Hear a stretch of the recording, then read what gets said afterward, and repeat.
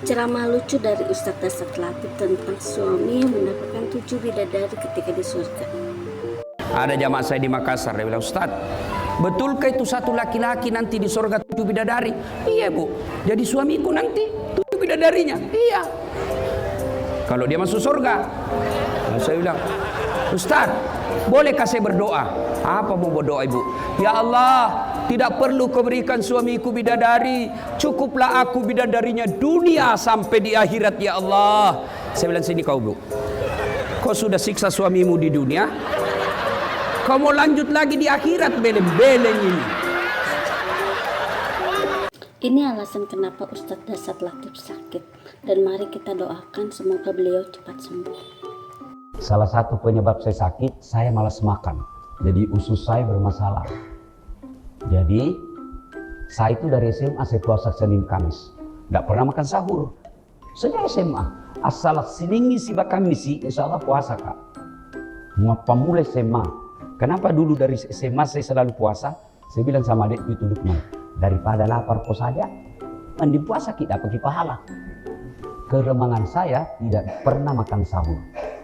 Dan kalau buka, paling minum air, tinggi mak. Itulah penyebab usus saya bermasalah. Tapi didapat penyakitku bukan usus saja, poso. Di jalan sedikit tak kancing mak. Baru kalau poso emosi ya. Mungkin bekerja tapi tak kancing. Semoga Allah melindungi Bapak dari penyakit-penyakit dan doakan saya cepat sembuh. Ini ceramah bagus banget untuk para polisi agar tidak menindas kaum yang lemah. Segar ingatan kita. Beberapa hari yang lalu itu ada di IG saya. Ketemu jenderal, datang ke hotel tempat saya nginap, ngajak sarapan. Padahal sudah pernah dikandangkan 5 tahun. Kalau Allah punya mau. Jadi kalian jadi polisi yang baik saja.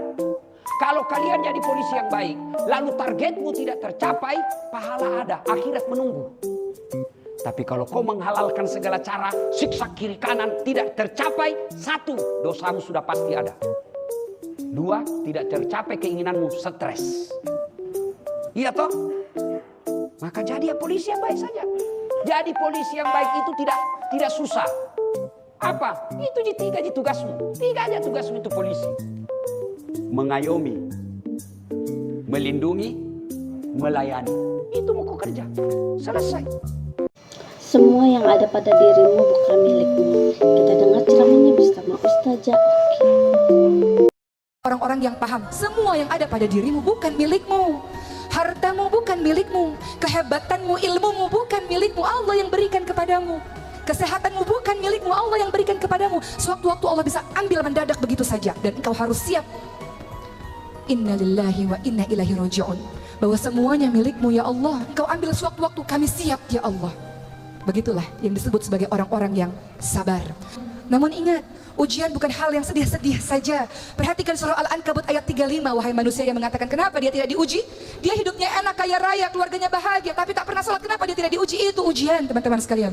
Kullu nafsin dha'iqatul maut wa nabluukum bisyarri wal khairi fitnah wa ilaina turja'un. Semua yang bernyawa mati. Apa yang engkau sombongkan, engkau akan mati. Orang-orang Ujian diberikan orang tua yang jahat. Kita dengar ceramahnya bersama Buya Yahya. Tolong, siapapun yang diuji oleh Allah dengan orang tua yang kurang baik, jangan menjadikan itu sebab Anda bermusuhan dengan orang tua. Sehebat apapun dirimu akan hancur kalau kurang ajar sama orang tua. Hancur. Lihat gak lama, sukses akan hancur, kaya raya hancur, bahagia hancur. Ceramah tentang berbakti kepada orang tua bersama Ustadz Hadi Hidayat.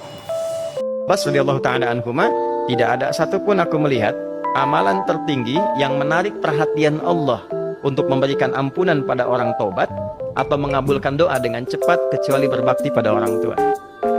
Ini arti dari istidroj.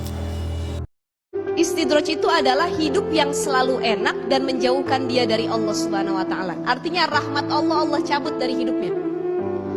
Berapa banyak orang yang gak pernah sholat, sedekah pelit, tapi kaya aja tuh terus, gak pernah miskin, betul gak? Istidroj itu adalah hidup yang selalu enak dan menjauhkan dia dari Allah Subhanahu wa taala. Artinya rahmat Allah cabut dari hidupnya. Berapa banyak orang yang gak pernah sholat, sedekah pelit, tapi kaya aja tuh terus, gak pernah miskin, betul gak? Habib Bahar mau nikah lagi. Ini komentar istrinya.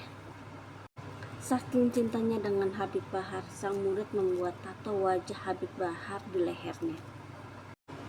Keberkahan mencium tangan kedua orang tua kita. Ustadz Abdul Somad mencontohkan cara takbiratul ihram yang benar. Yuhadi uzulain sampai ke daun telinga. Itu ujung-ujung jari. Ujung jari. Mazhab yang lain memakai hadis satu lagi. Yuhadi mankibaihi sejajar dengan bab. Jadi kalau nanti nampak kita orang sholat, Allahu Akbar, berarti dia pakai hadis yang setentang dengan bab. Ustaz Somad pakai mana? Saya pakai mazhab Syafi'i. Kenapa Ustaz pakai mazhab Syafi'i? Ya begitu yang diajarkan guru-guru saya dulu. Tapi ada satu pelajaran penting. Kalau kita mengangkat sebab, maka yang setelinga nggak dapat. Tapi kalau kita angkat setelinga, Yang mau juga yang baru dapat. Dua-dua. Dua-duanya dapat. Maka saya mengangkat ini. Yang tidak ada dalam hadis. Allah. Kenapa Bapak angkat tinggi kali? Makin tinggi makin banyak pahala. Ibadah ini mau kita seenak selera kita. Ini pendapat Ustadz Hadi Hidayat tentang bacaan doa iftitah yang benar. Panjang penelitian kami dari hadis-hadis yang ada dari sahih sampai dengan palsu. Maaf, kalimat inni wajjahtu itu hanya disebutkan dalam dua hal. Satu, bagi yang selesai lontar jumrah menghadap ke kiblat. Yang kedua, bagi yang selesai menyembelih hewan kurban.